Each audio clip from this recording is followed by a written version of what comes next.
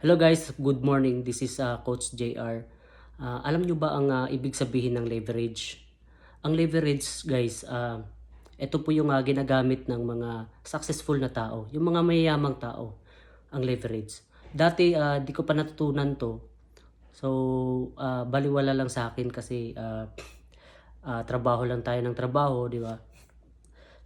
Kahit ano pa lang sipag natin sa ating trabaho, hindi pala tayong makaalis no sa tinatawag na rat race.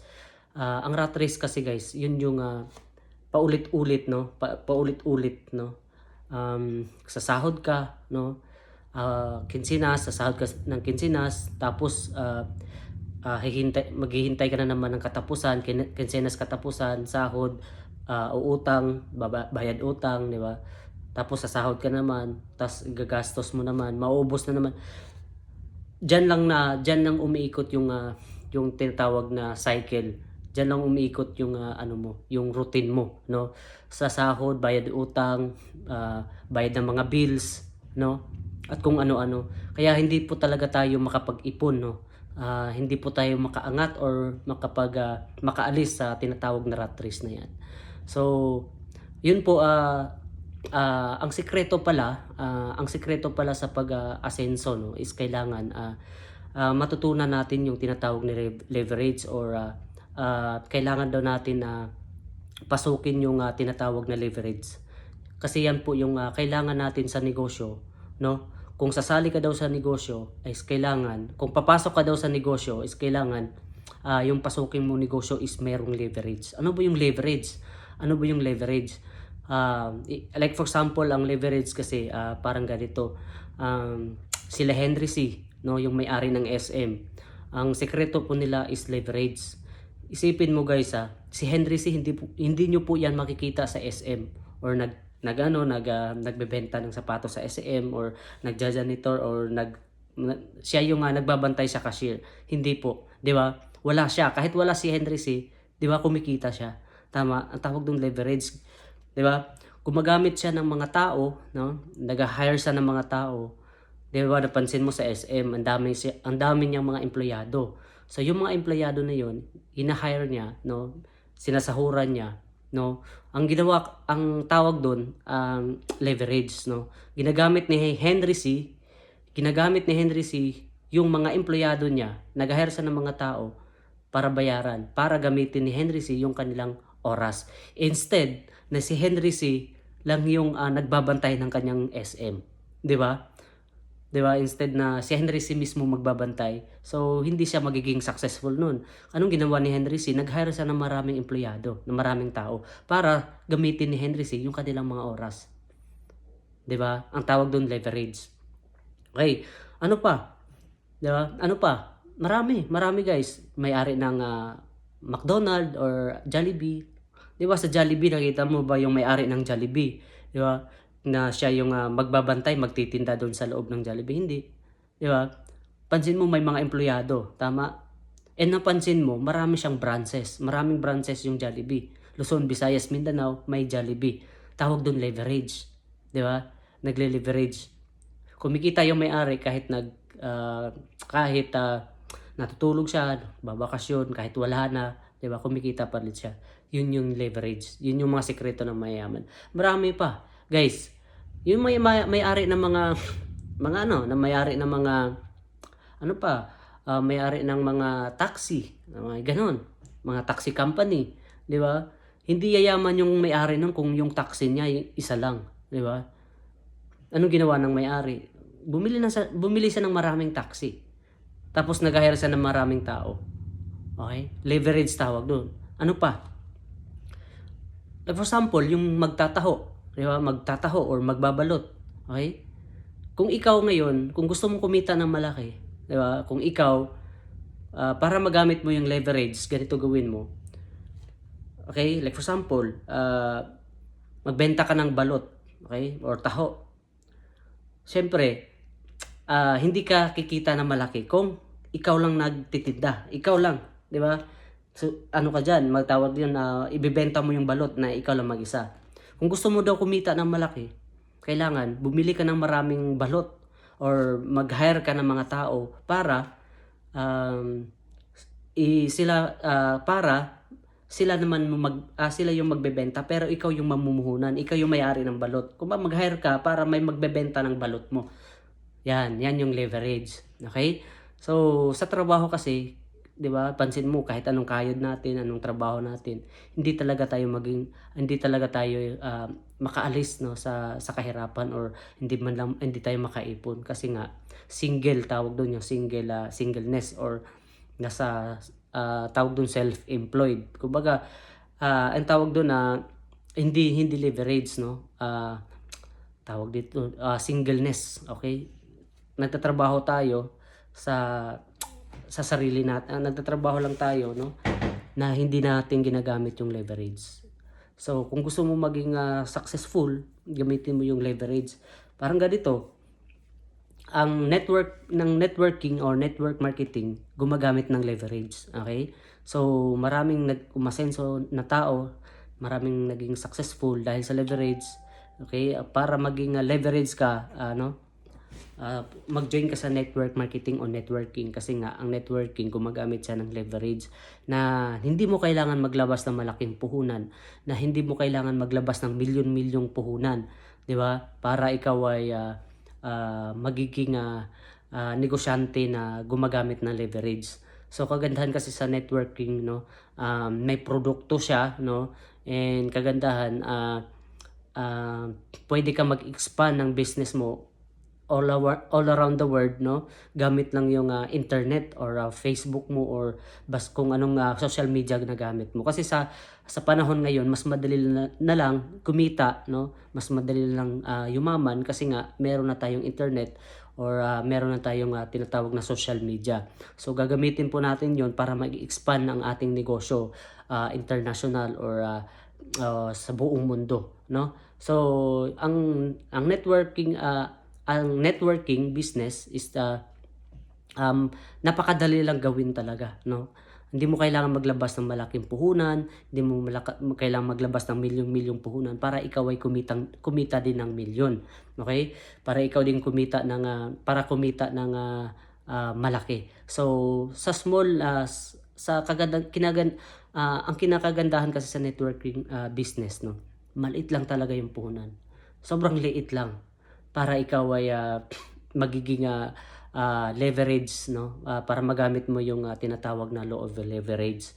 Okay? So kaya kung nung naintindihan ko ito, kaya pala, no, kaya pala kahit anong sipag natin sa trabaho, kung ikaw OFW ka, kahit anong sipag mo sa trabaho mo, kung napapansin mo, hindi ka talaga makaahon, or hindi ka talaga makaipon kasi nga hindi ka walang leverage sa ginagawa mo, no? Paano ka maging maka-leverage? Sumasahod ka, papadala mo sa pamilya mo. Halos hubos lahat ng sahod mo, papadala sa pamilya mo every month, 'di ba? Paano ka makakaipon 'yan? Paano ka makaahon, no, sa sa buhay, 'di ba? Kung ubos lahat yung sahod mo, 'di ba?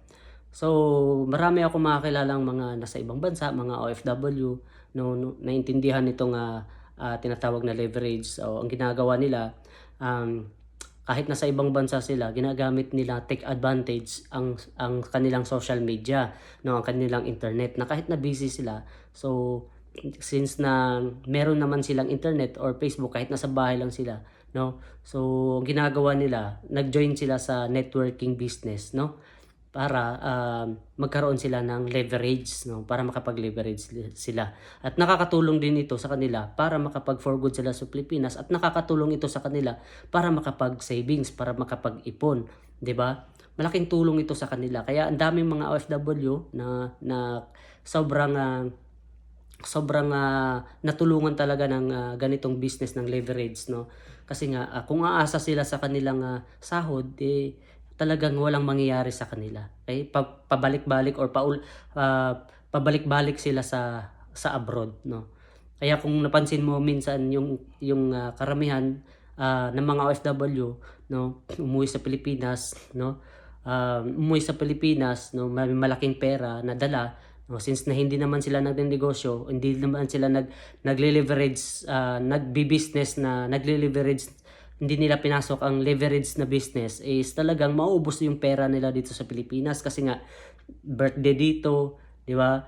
Gala doon, bigay dito, ninong-ninang dito, 'di ba? Maubos yung pera, pati yung bahay, 'di ba? Maubos talaga yung pera, no? Uutangin na kumare, kumpare, pag di mo pinautang, 'di ba? Sila pang galit, 'di ba? Ikaw naman sobrang bait mo, bigay ka lang ng bigay, 'di ba?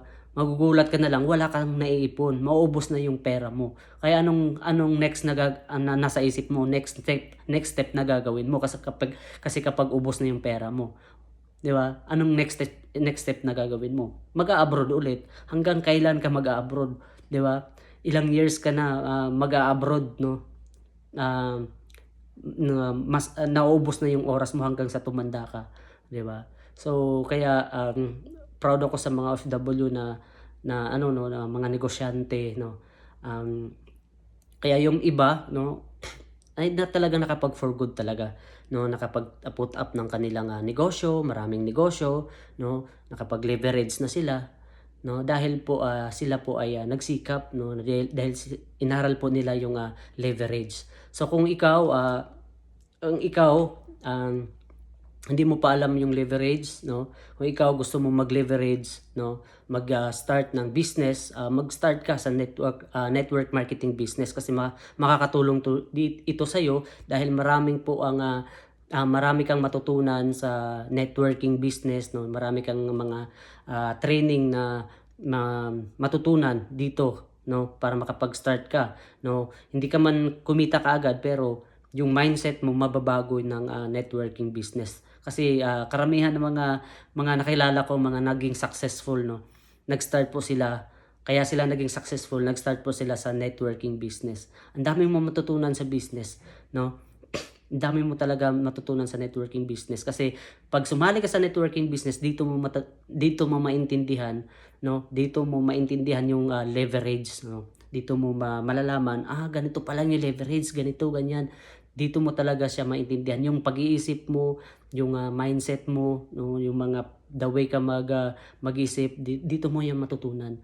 Okay? So kaya I suggest kung ikaw ay mag-start business, I suggest mag-join ka sa networking business or MLM or network marketing business.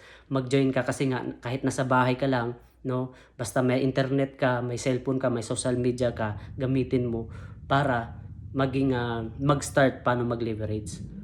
Okay? So, ang leverage, napakaganda po kasi isipin mo, kahit nasa bahay ka lang, pwede kang mag-expand ng business mo international, buong mundo. Kung may kakilala ka sa ibang bansa, pwede ka mag-expand doon, di ba? Unlike before, di ba? Unlike before, hindi ka talaga makapagpatayo ng business mo kasi nga hindi ka talaga hindi ka talaga makapag-put up ng business mo international sa ibang bansa kasi nga walang internet, walang cellphone, walang social media before. Ano ba yung pagkakitaan ng mga tao before? Sari-sari store sa bahay, 'di ba? Yung ano mo lang, yung customer mo lang, kapitbahay mo lang, at tas uutangan ka pa, 'di ba? Pansin mo, 'di ba? Tapos hindi mo talaga iba yung pagkakakitaan before, wala pang, pero before meron ng talagang leverage before. Okay, meron ng leverage before pero traditional yung leverage before, no. Hindi talaga madali yung leverage before pero sa ngayon madali mo na lang gawin yung leverage.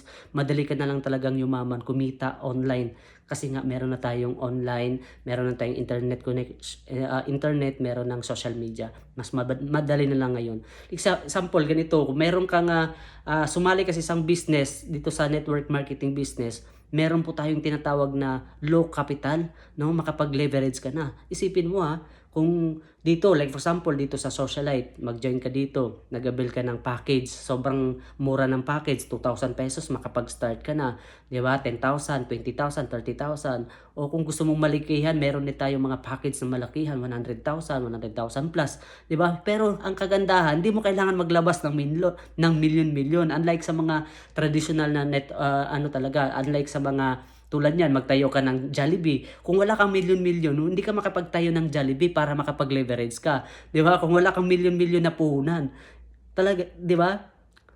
Di ang kagandahan kasi sa ngayon, meron na tayong networking business or network marketing through online. Pwede ka na makapag-expand ng business mo international kahit saang sulok ng mundo maka-expand ka. Kaya napakaswerte ng mga tao ngayon, napakaswerte natin ngayon kasi nga sa era natin ngayon, meron na tayong internet. Mas madali na tayo yumaman, mas madali na tayong kumita ng malaki, no? Mas madali na natin na kasi lahat ng information ngayon nasa internet na. Kaya kung ikaw, no, gusto mo mag-start magnegosyo, mag-join ka sa networking business, network marketing business or MLM business kasi nga sa panahon natin ngayon, mas madali na makapag-build ng empire, mas madali na makapag-build ng business kasi nga nasa online na. Okay, kapag yung negosyo mo wala sa online, nagsasayang ka lang ng oras, no? Sabi na ano nang nabasa ko sa libro si Bill Gates ata yun or si Warren Buffett, di basta, di ko alam.